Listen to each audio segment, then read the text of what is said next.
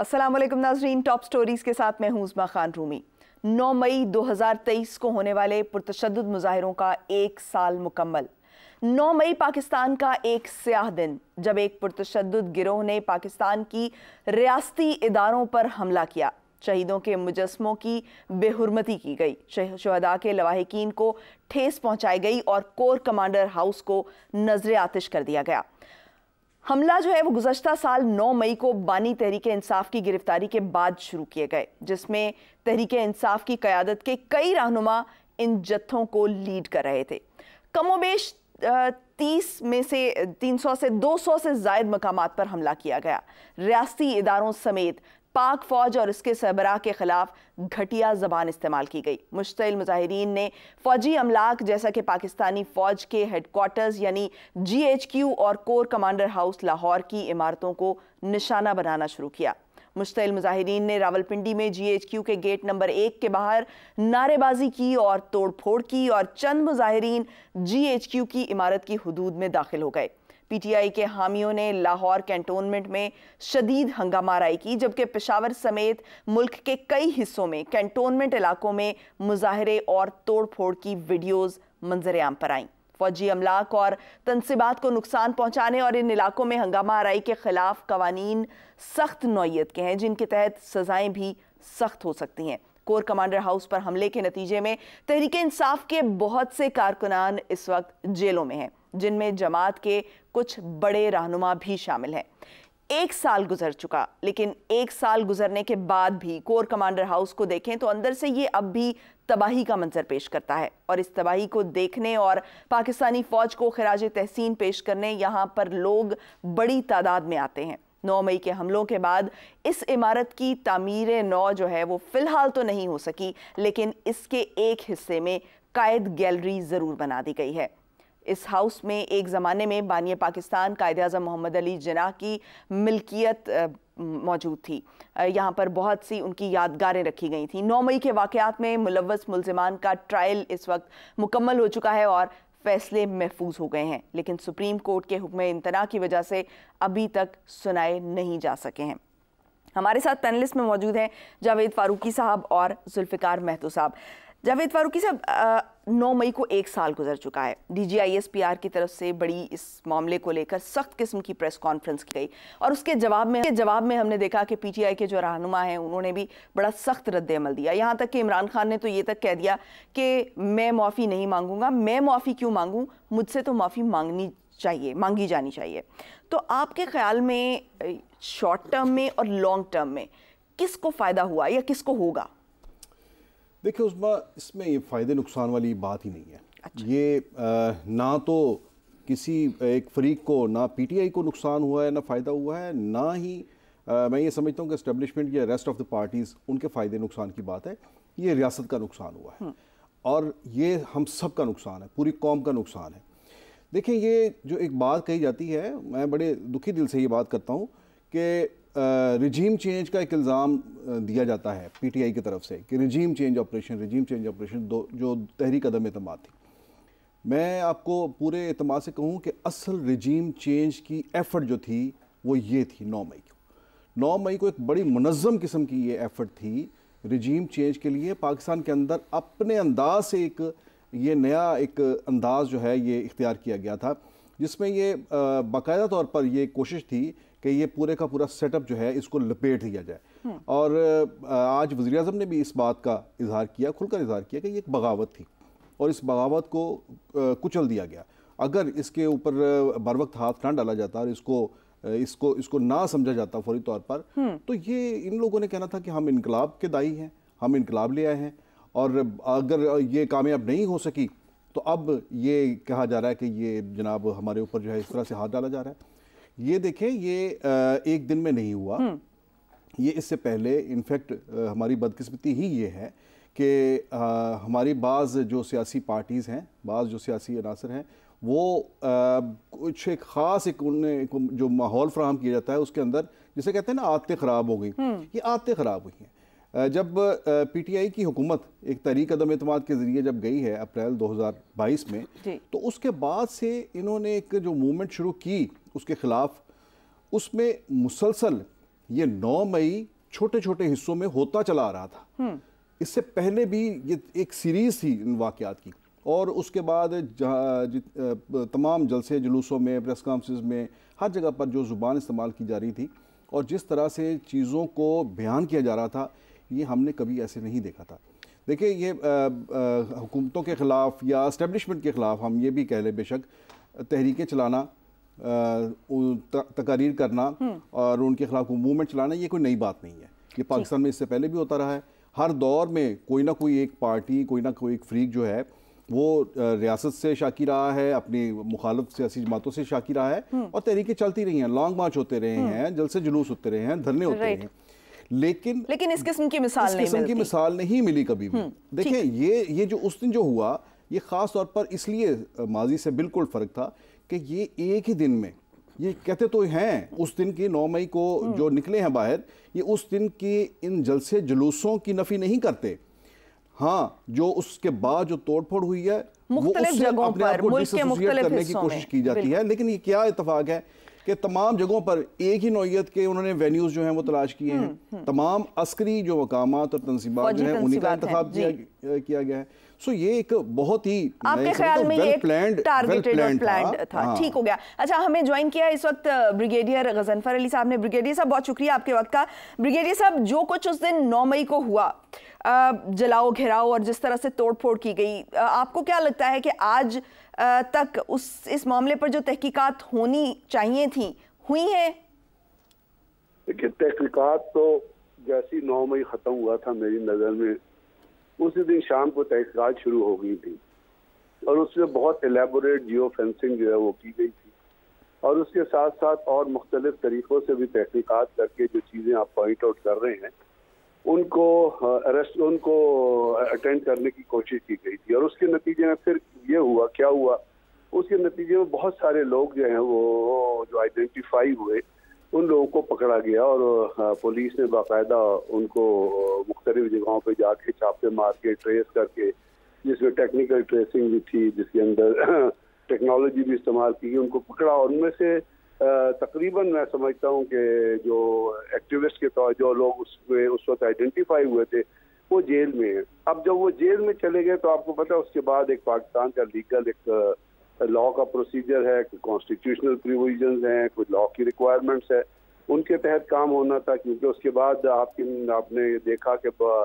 ये फैसला किया गया कि ये केसेस जो हैं वो मिलिट्री कोर्ट्स में चलाए जाएंगे। फिर उसके बाद मिलिट्री कोर्ट के खिलाफ एक पटिशन चली गई, उस पर एक फैसला आया, उसको रिवर्स करके फिर दोबारा फैसला आया। मीनवाइल वो केसेस जो है वो मिलिट्री कोर्ट्स में चल रहे थे, और वो उन्हीं लोगों के चल रहे थे जो आइडेंटिफाइड थे, जिनकी वीडियोस के जरिए जो है वो आइडेंटिफाई कर लिया गया था। जी, मिलिट्री कोर्ट का एक प्रोसीजर है, और उस प्रोसीजर के तहत क्योंकि जब कोर्ट बनती है उसका डायरेक्टिव होता है, उसकी फॉर्मेशन होती है, उसका ऑर्डर होता है, उस पे अपना डिव कमांडर के, कोर कमांडर के साइन होते हैं, जिसको जो भी जरूरी होता है। अच्छा, ब्रिगेडियर साहब, वीडियोस भी सामने आ गई, लोगों को गिरफ्तार भी किया गया, लोग 1 साल हो गया है गिरफ्तार हैं भी, इस वक्त जेलों में भी हैं, लेकिन क्या वजह है कि हकायक अभी तक मंजर आम पर नहीं आए? इसकी वजह आपको क्या लगती है?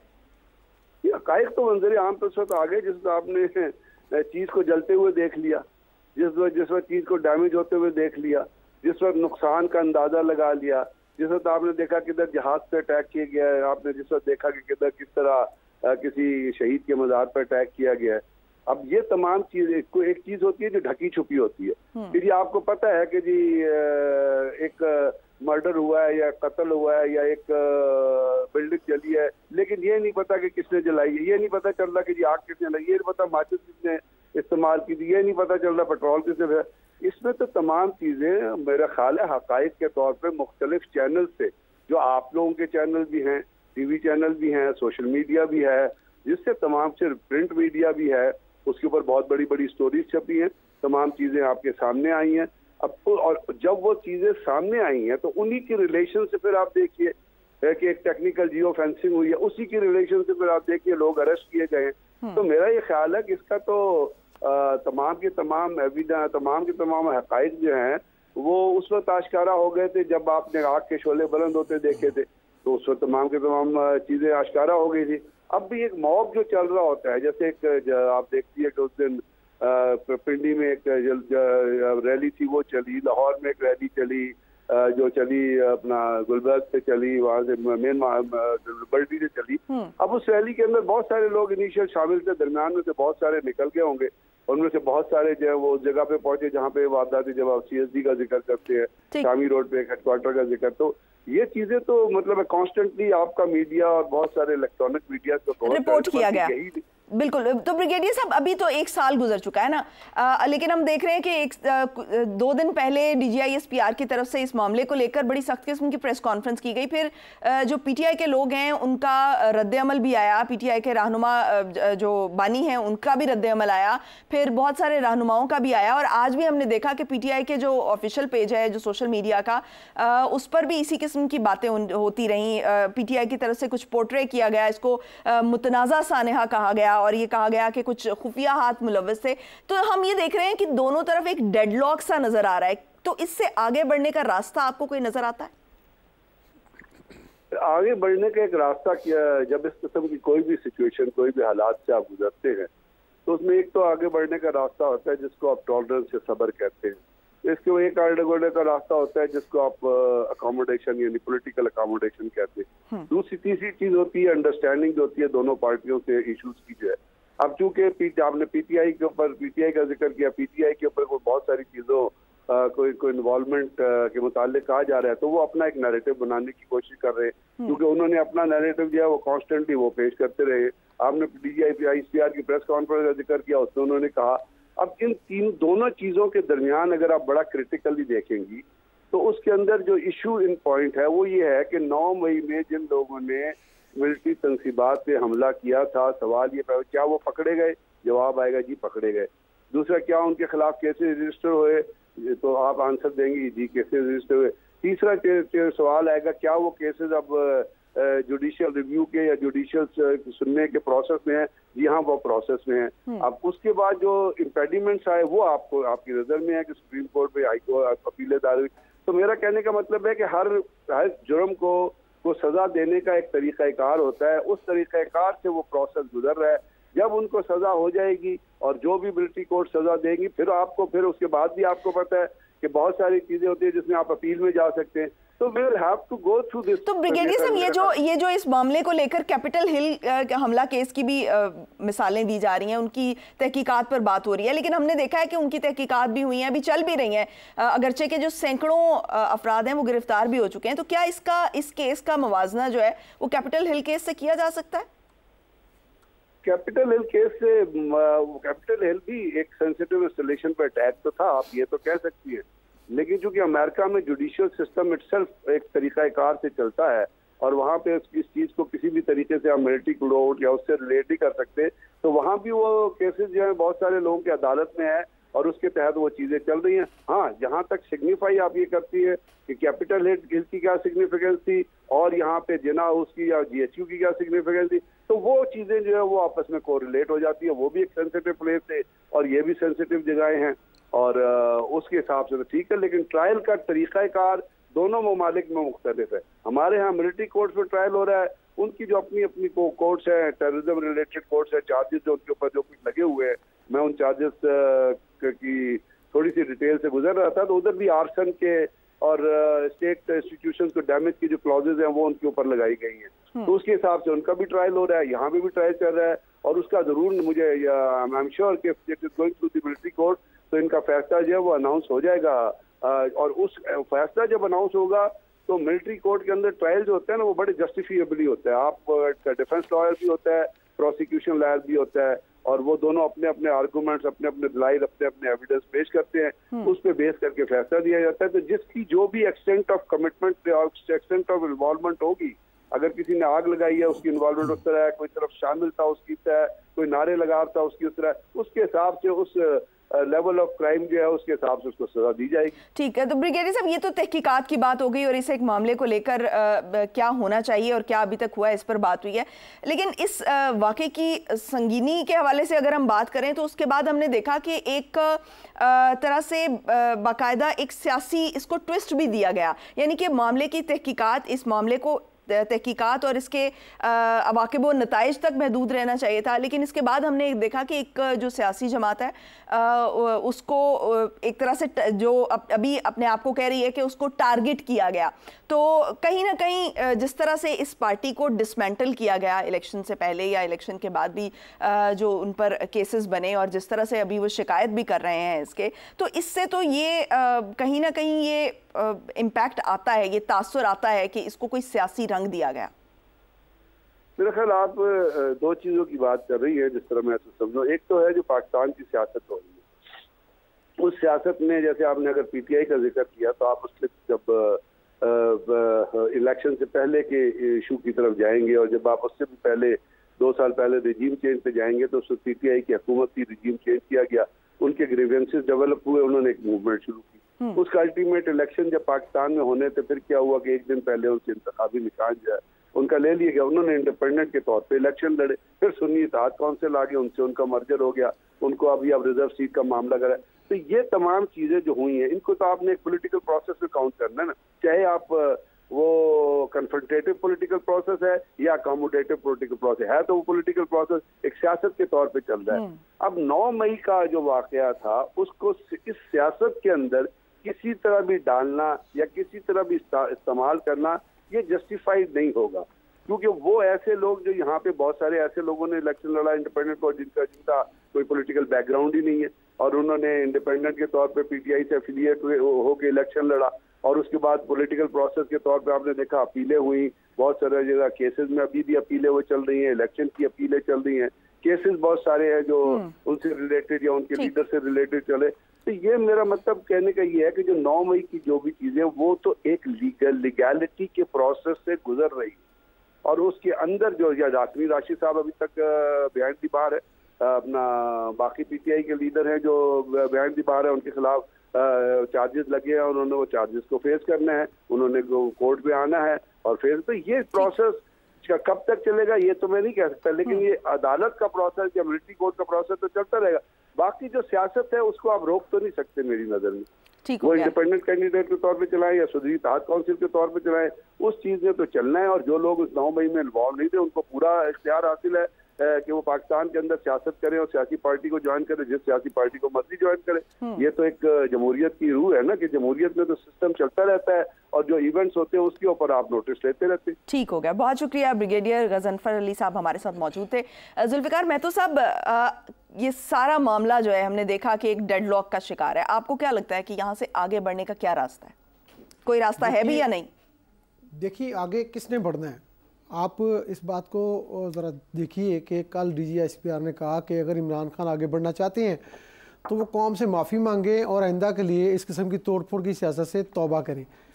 इमरान खान की पार्टी के लोगों का जवाब आ गया कि हम क्यों माफ़ी मांगे, माफ़ी वो मांगे जिन्होंने हमसे ज़्यादती की है, यानी एक दूसरे के लिए तस्लीम करने के।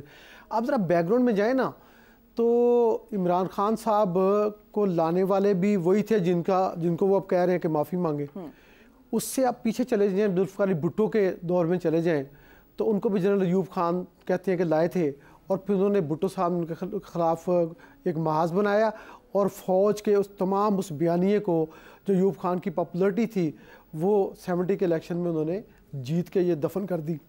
उसके बाद भुट्टो साहब की फ़ौज से लड़ाई चलती रही और जनरल ज़ियाउल हक ने उनकी तख्ता उलट दिया और उसके नतीजे में वो जुनेजो साहब को ले आए।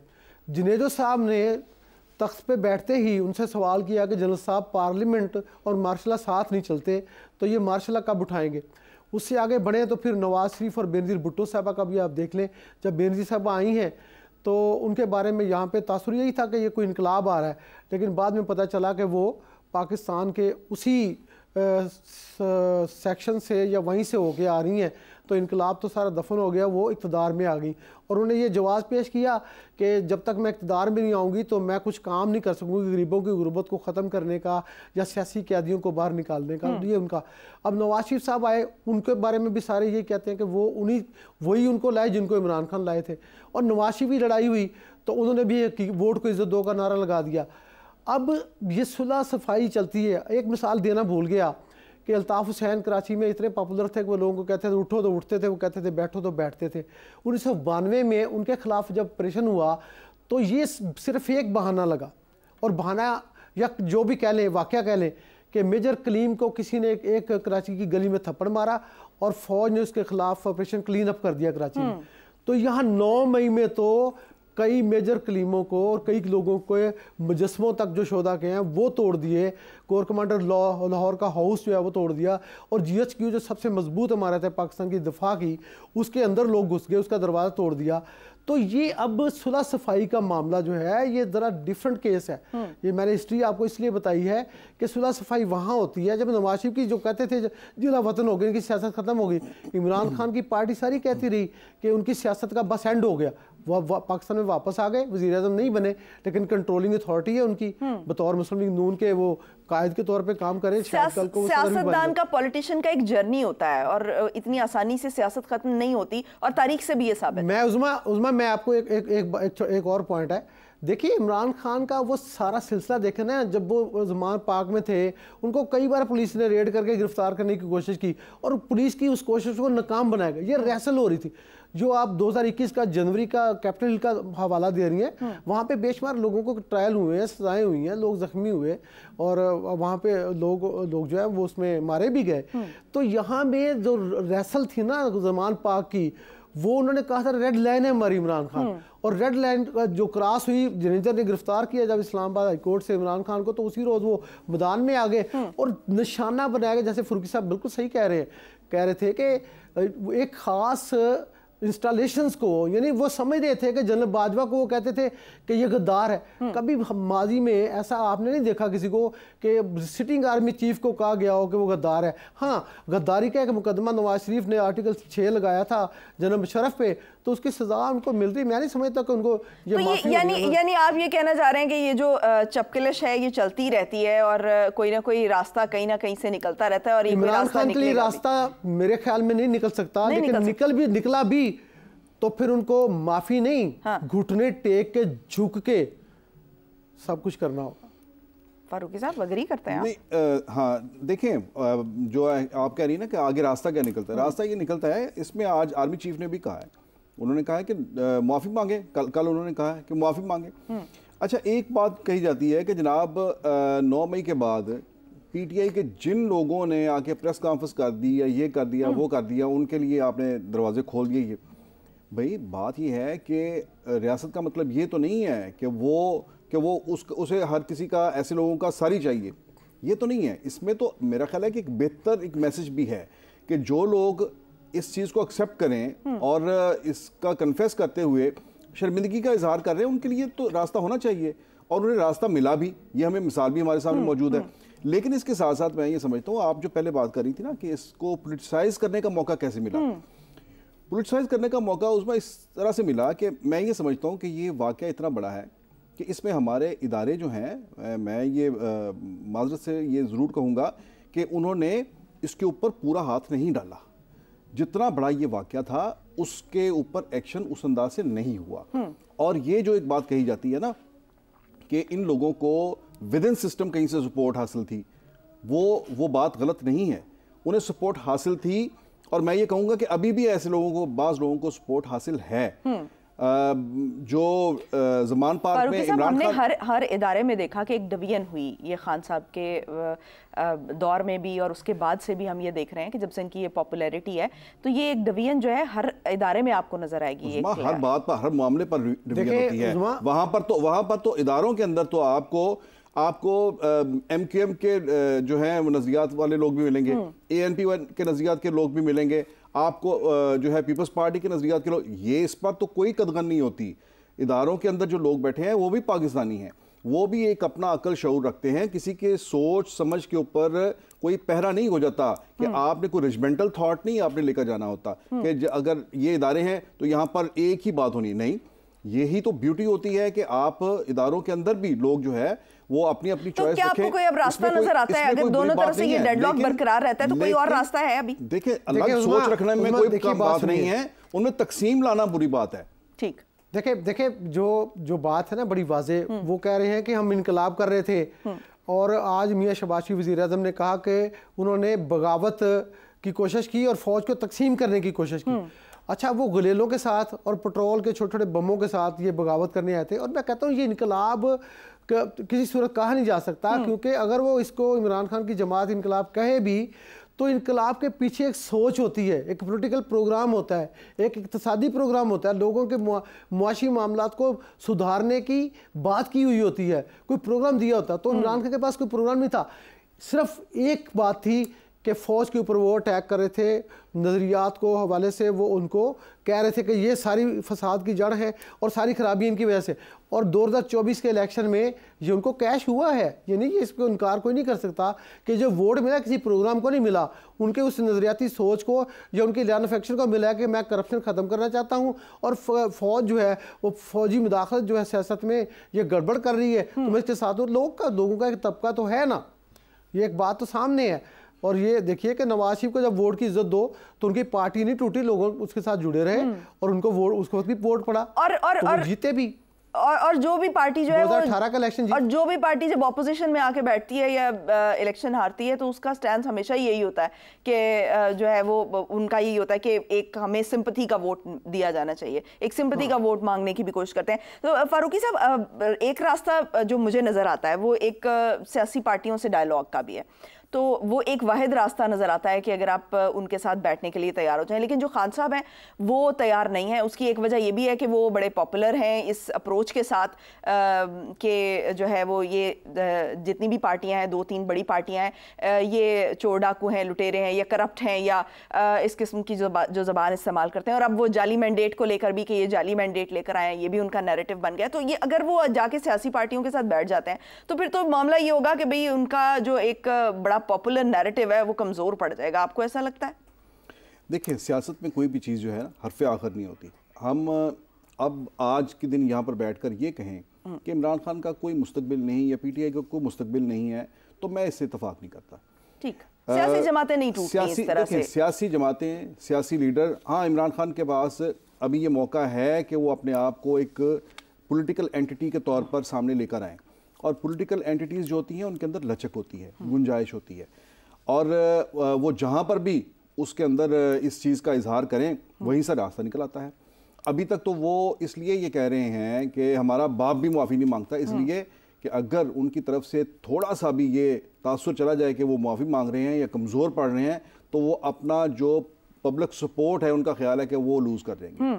लोगों ने जो उनका एक बहुत बड़ा एक देवता बनाकर सोचते हैं कि ये बहुत बहादुर है, दलेर है शायद, हालांकि ऐसी कोई बात नहीं है। उनकी इस किस्म की ये जो पॉलिटिक्स है इससे सिर्फ उनकी अपनी पार्टी डैमेज नहीं हुई, मैं ये आपको बड़े वसूख से कह रहा हूँ, ये सिर्फ उनकी अपनी पार्टी डैमेज नहीं हुई, उन्होंने पाकिस्तान की मजमूई तौर पर सियासत को बहुत ज़्यादा नुकसान पहुंचाया है। पाकिस्तान की पॉलिटिकल पार्टीज और पाकिस्तान की पॉलिटिक्स, इसने जो सफर एक तय किया था, हम एक दफा फिर 90s की सियासत में जाकर खड़े हो गए, वापस लेकर चले गए हैं और 30 साल पीछे चले गए और पॉलिटिक्स को उन्होंने दिफाई पोजीशन पर लाकर खड़ा कर दिया। तो मैं तो सब मैं इसको वाइंड अप करने से पहले ये पूछना चाहूंगी कि जो एक पॉपुलर नैरेटिव है जिसकी बुनियाद पर आज जो खान साहब है वो अपनी पॉपुलैरिटी का दावा करते हैं, ये कब तक ये पॉपुलर रहेगा? मतलब जिन ग्राउंड्स पे वो खड़े हैं ये कब तक रह सकेगा? It's very good question. देखिए 2024 का इलेक्शन हो गया, अब 2029 में होना है, तो खान साहब को ये बात समझनी चाहिए कि अगर कॉम्प्रोमाइज़ करते हैं, पॉलिटिकल पार्टियों के साथ बैठते हैं, कोई रास्ता निकल आता है और वो ज़िमनी इलेक्शन लड़ के पार्लियामेंट में आ जाते हैं और लीडर ऑफ द अपोजिशन बन जाते हैं, तो उनका नैरेटिव तो रहना है ना। वो कह सकते हैं कि तुम चोर हो, मैं तुम्हारे साथ नहीं बैठता, लेकिन पार्लियामेंट में पाकिस्तान के लिए मैं बैठ गया हूँ, एक बात। दूसरा देखिए, ये जो पीडीएम की गवर्नमेंट है, जो पिछले उनके 18-16 महीने थे, उसके अंदर पाकिस्तान इक़्तिसादी लिहाज से जकड़ा हुआ था, डिफ़ॉल्ट के करीब था। वो आहिस्ता आहिस्ता ये जकड़बंद टूट रहा है। अभी आप देखिए रोटी 20 से 16 की हो गई, आटा 1200 रुपये थैला सस्ता हो गया है फार्मर्स को, और जब IMF से अगला एग्रीमेंट होगा तो पाकिस्तान में डॉलर भी मजीद सस्ता होगा। इस तरह पाकिस्तान उस जकड़बंद से निकलता जाएगा और लोगों को रिलीफ मिलती जाएगी। और लोगों की बड़ी शॉर्ट मेमोरी होती है उसमें, जब लोगों को रिलीफ मिलेगी तो वो फिर इमरान खान के इस नैरेटिव को खाली को नहीं मानेंगे कि जनाब ये जो है ना ये फौज फसाद की जड़ है और ये सारे चोर हैं। अगर हमारी मईशत जो है यानी वो स्टेबिलिटी की तरफ आ जाती है और हालात थोड़े से बेहतर हो जाते हैं, बढ़नी है, वो फेज जो खौफनाक किस्म का फेज था वो अब आहिस्ता आहिस्ता पीछे जा रहा है। और अगर रिलीफ है और अगर पीडीएम की गवर्नमेंट जो है वो ये जो मौजूदा हुकूमत है इलेक्शन से पहले तक और प्रोग्राम भी मुकम्मल हो जाएगा, इनके आखिरी 3 साल में कंप्लीट हो जाएगा, तो अगले 2 साल रिलीफ के होंगे, तो मेरे ख्याल में इनके लिए बड़ा इजी रास्ता होगा, फिर खान साहब की कोई नहीं सुनेगा। तो खान साहब को जो है वो टाइमली सोच लेना चाहिए, क्योंकि जो सियासतदान है उसको अपना एक नॉन वायलेंट पॉलिटिकल रोल जो है उसको किरदार ये उसका जो होता है उसको अदा करते रहना चाहिए, और हमेशा लचक का मुजाहरा किया जाता है सियासतदान की तरफ से, तो खान साहब को भी लचक का मुजाहरा करना पड़ेगा इस मामले पर। आगे बढ़ते हैं नाज़रीन। लाहौर एयरपोर्ट पर अलसुबह इमिग्रेशन काउंटर पर आग लग गई। परवाज़ों की आमद और रवानगी रात 10 बजे तक रोक दी गई। हज फ्लाइट भी तकरीबन 3 घंटे की ताख़ीर से रवाना हुई। अल्लामा इकबाल एयरपोर्ट के डिपार्चर लाउंज में इमिग्रेशन काउंटर पर लगी आग पर काबू पा लिया गया। एयरपोर्ट हुकाम के मुताबिक लाहौर एयरपोर्ट के लाउंज में आग लगने से इमिग्रेशन का अमल मुतासर हुआ था। हुकाम ने बताया कि आज़मीन हज की इमिग्रेशन का अमल डोमेस्टिक काउंटर से शुरू कर दिया गया है। रिपोर्ट्स के मुताबिक आग इमिग्रेशन काउंटर की सीलिंग में शॉर्ट सर्किट की वजह से लगी थी। आग से एयरपोर्ट का इमिग्रेशन सिस्टम जल गया। एयरपोर्ट हुकाम का यह भी कहना है कि लाउंज में मौजूद तमाम मुसाफिरों को दूसरे हॉल में मुंतकिल कर दिया गया। ज़राए ने बताया कि लाहौर से जाने वाली पहली हज परवाज को रोक लिया गया था। फारूकी साहब, ये जो मामला अफसोसनाक मामला पेश आया, ये कैसे आया? शॉर्ट सर्किट, अभी इनिशियल रिपोर्ट्स में तो इसको शॉर्ट सर्किट कहा जा रहा है, तो इसका आपको कुछ आइडिया है कि इस डिटेल शेयर करें कि कितना नुकसान हुआ इसका? या देखिए, ये लाहौर एयरपोर्ट का है, ये जो इंटरनेशनल है, जो रवानगी का जो काउंटर है, वहाँ पर शॉर्ट सर्किटिंग से आग लगी है। और आज बिल्कुल अलसुबह ये वाक़या हुआ, और इससे काफ़ी ज़्यादा इस लिहाज से भी नुकसान हुआ है कि यानी लाहौर एयरपोर्ट है, यहाँ से आजकल तो ज़्यादा है पैसेंजर्स का, हज फ़्लाइट्स जो हैं वो भी शुरू हो गई हैं, तो वहाँ पर काम का काफ़ी ज़्यादा लोड है, और मुसाफिरों की आमदरफ्त जो है वो भी अब ज़्यादा हो रही है। तो ऐसे में ये वाक़या जो है, ये सिविल एविएशन के हवाले से भी ये बहुत एक लम्हा फ़िक्रिया है कि वहाँ पर किस किस्म के एयरपोर्ट्स के ऊपर इंतज़ाम किए गए हैं कि वहाँ पर इतनी एक इम्पोर्टेंट जगह है, जो आपके ये तो मकामात ऐसे हैं जैसे आपके मुल्क का इन आउट है यहाँ से, तो ऐसे मकामात पर इस किस्म की एक जो है लापरवाही का मुजाहरा किया जाना कि आग लग गई, ये और ये ऐसा नहीं है सिर्फ कि यहाँ पर आग लगी है और आग अगर बुझ गई है या आइंदा एक दो रोज़ में के अंदर कहते हैं ये बहाल होगा या सारा सिलसिला, ये सिर्फ इतना ही यहीं तक बात नहीं रहती, बल्कि इससे आपकी दूसरे मुल्कों तक जो है ये रिप्यूट जो है ये उसका भी मामला होता है, क्रेडिबिलिटी का भी मामला होता है। फारूकी साहब, अभी हमें ज्वाइन किया है हमारे रिपोर्टर हैं अमरेज़ खान साहब, उनसे हम ज़रा डिटेल्स ले लेते हैं। अमरेज़, बताइएगा कि आज जो ये वाक़या पेश आया लाहौर एयरपोर्ट पर, डिटेल्स ज़रा इसकी शेयर कीजिएगा कि कितना नुकसान हुआ और जो एयरपोर्ट पर जो ऑपरेशन है वो कितना मुतासर हुआ और ये कब तक बहाल होगा? देखें, बज़ाहिर तो अभी मेरी एयरपोर्ट मैनेजर से बात हुई है नज़ीर अहमद खान साहब से, उनका कहना था जी कि ऑपरेशन जो है 10 बजे बहाल हो गया मुकम्मल तौर पर। अच्छा। और 2 मदीना से आने वाली फ्लाइटें जो हैं उनकी भी लैंडिंग हो गई और मुसाफिर जो है इमिग्रेशन प्रोसेस से होके बाहर आ रहे हैं। ऑलराइट। लेकिन मुकम्मल तौर पर ये अभी नहीं कहा जा सकता कि ये जो है अभी प्रोसीजर जो है, क्योंकि जिस लेवल पे आग लगी है और जिस तरह का नुकसान हुआ है उसमें केबल जली है, सेंसिटिव आलात जो हैं, मेन सर्वर जो था वो जल गया था, तो इसको हम ये नहीं कह सकते कि फौरी तौर पे ये बहाल हो जाएगा, लेकिन सिस्टम को ये चलाएंगे, मैनुअली भी सिस्टम चलाया जा सकता है। आज सबसे जो अहम बात है वो ये है कि आज हज फ्लाइट थी लाहौर एयरपोर्ट से, इनागुरल फ्लाइट थी जी। इनको ऑफिशियली जो है वो अनाउंस तो नहीं किया गया था, लेकिन अनऑफिशियल आज इनागुरल है और ऑफिशियल जो है वो कल होगी। शायद मजहबी अमूर के वजीर जो है वो आएंगे एयरपोर्ट पे सी ऑफ करने के लिए, फॉर्मली कल होगी या परसों होगी। तो उन हाजियों को भी दिक्कत का सामना करना पड़ा, कुछ लोगों की बोर्डिंग हो गई थी, उसके बाद आग लगी, 5:45 बजे आग लग गई, फिर उनको बाहर निकाला गया। बाहर निकालने के बाद फिर जो बचे हुए थे उनको मैनुअली उनकी इमिग्रेशन करके, तो हज की फ्लाइट जो है, ये जो इंटरनेशनल फ्लाइट आप कह सकते हैं कि ये जो सस्पेंशन रही है या मुअत्तली रही ऑपरेशन की, इस दौरान भी 2 फ्लाइट पर उन्होंने मैनुअली इमिग्रेशन का प्रोसेस मुकम्मल करके उन हाजियों को जो है भेजा गया है मदीना। तो बाकी रहा इसके लेवल की बात कि जी किस लेवल का नुकसान हुआ है, इस पे अपना इस्लामाबाद से भी कुछ सीनियर हुकाम आए हैं सिविल एविएशन के, और कमेटी बना दी गई है एयरपोर्ट मैनेजर की सरबराही में, वो तखमीने का अंदाजा वो लगाएंगे और इसके बारे में हवाबाजी के जो वजीर हैं ख्वाजा मोहम्मद आसिफ और मिनिस्टर इंटीरियर मोहसिन नजर नकवी, ये भी कंसर्न रखते हैं। ख्वाजा आसिफ साहब ने आज दौरा भी किया है एयरपोर्ट का, और उन्होंने उससे पहले जो आग की जो टाइमिंग थी बुझाने की, वो तकरीबन आधा घंटा लगा बुझाने में, उस पर भी उन्होंने भरमी का इजहार किया जी कि ये इतनी देर क्यों लगी। ठीक, तो क्या ये कंफर्म हो चुका है कि ये शॉर्ट सर्किट से ही आग लगी थी? शॉर्ट सर्किट इमीडिएटली जो वजह सामने आई है वो तो यही है, लेकिन इसके डीप इन डेप्थ जो है वो जाके इंक्वायरी कमेटी ही फैसला करेगी राइट कि क्या हुआ, असल वाकयात क्या थे। अगर मेरे नजदीक बीइंग एविएशन रिपोर्टर, मैं ये कहूंगा कि अगर आग बुझाने वाले आलात मौजूद होते तो इतनी तबाही नहीं मचनी थी और इतना सस्पेंशन नहीं होनी थी। तकरीबन कोई 14 से 16 घंटे जो है ऑपरेशन जो है वो मुअत्तल रहा, और उसके बाद सुबह 5:45 बजे का ऑपरेशन मुअत्तल हुआ। अभी 10 बजे जो है एयरपोर्ट मैनेजर ने कहा जी कि ऑपरेशन बहाल हो गया है। ठीक, तो इस सिलसिले में अभी डिसाइसिवली या हतमी तौर पर तो कुछ नहीं कहा जा सकता कि कितना नुकसान हुआ और क्यों हुआ। ये इंक्वायरी कमेटी की फाइंडिंग्स के बाद ही जो है वो पता चल सकेगा। ठीक हो गया, बहुत शुक्रिया जी। मुसाफिरों को जो मुश्किलात पेश आई वो दीदनी थी सुबह, मतलब है कि ऐसे क़यामत सुगरा का मंजर था। लोग इधर मारे मोरे फिर रहे थे, लोगों ने अपनी ड्यूटी जाके ज्वाइन करनी थी मुख्तलिफ ममालिक में। ऑब्वियसली इस तरह के मामलात में लोग जो है वो सबसे ज्यादा सफर करते हैं। बहुत शुक्रिया अमरेज खान साहब। महतो साहब, आग बुझाने वाले आलात ही मौजूद नहीं थे। ये बड़ा इतने रश में, और जब हज फ्लाइट्स जा रही हों, लोग इतने ज्यादा तादाद में मौजूद हों और इस तरह का प्रॉपर इंतजाम ना होना, क्या समझते हैं कि ये नाअहली नहीं है? सबसे इस बड़े वाक़े में जो सबसे बड़ी खबर है वो यही है कि लाहौर जो इंटरनेशनल एयरपोर्ट है, जो बहुत ही मसरूफ़ भी, जैसे फिल्म साहब कहते रहता है, तो उस पर ये आग बुझाने वाले आलात की प्रॉपर वहाँ पे मौजूदगी नहीं है, तो फिर इसका मतलब ये है कि फिर सिविल एविएशन अथॉरिटी किधर खड़ी है। क्योंकि ये पाकिस्तान के सिविल एविएशन अथॉरिटी उन इदारों में से है जो प्रॉफिट में है।